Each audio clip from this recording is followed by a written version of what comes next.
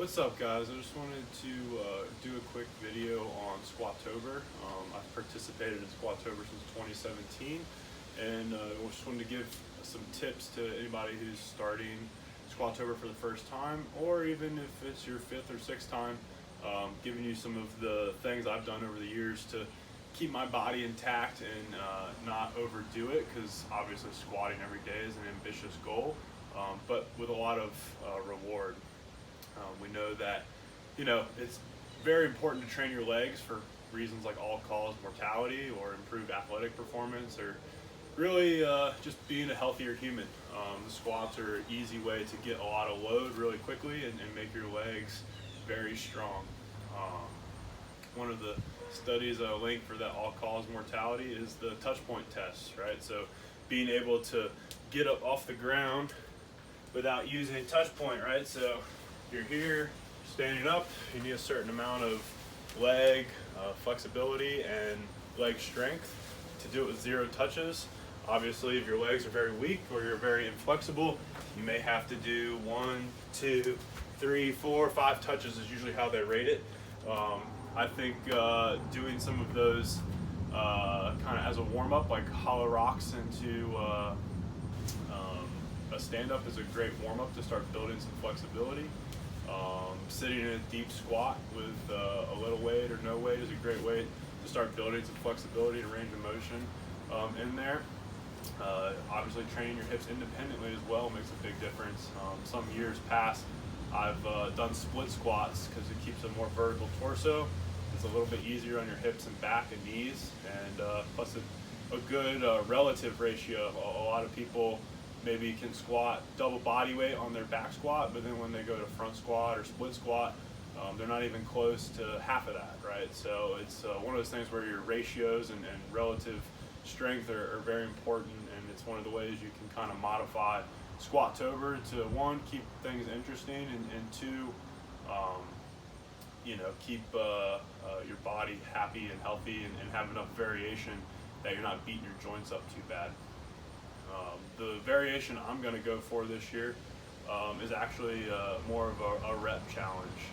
So I'm going to take it very easy on myself with the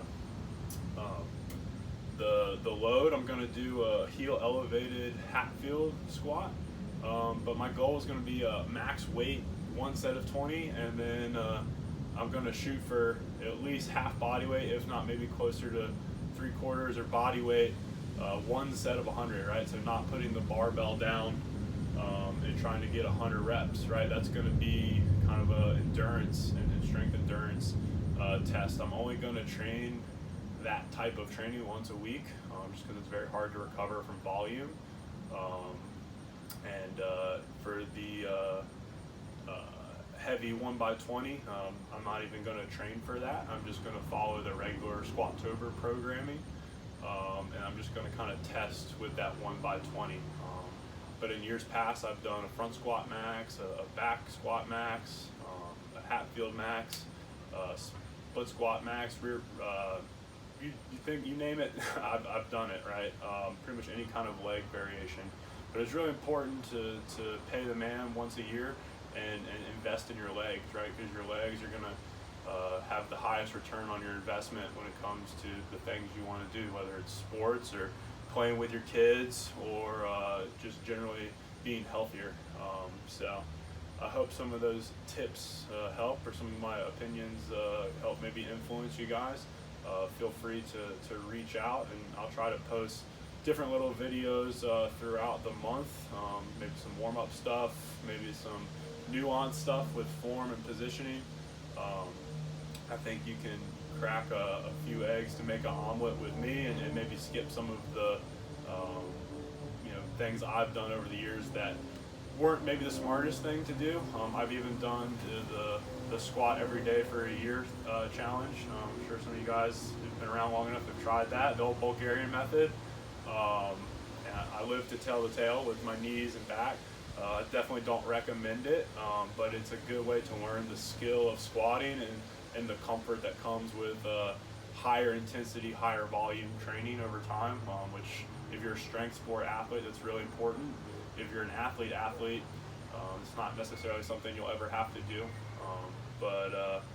Anyways, I hope you guys found this informative, and we'll kind of try to edit together some stuff in there as well with the study I recommended and some squat video clips. You can see some different forms and techniques and strategies.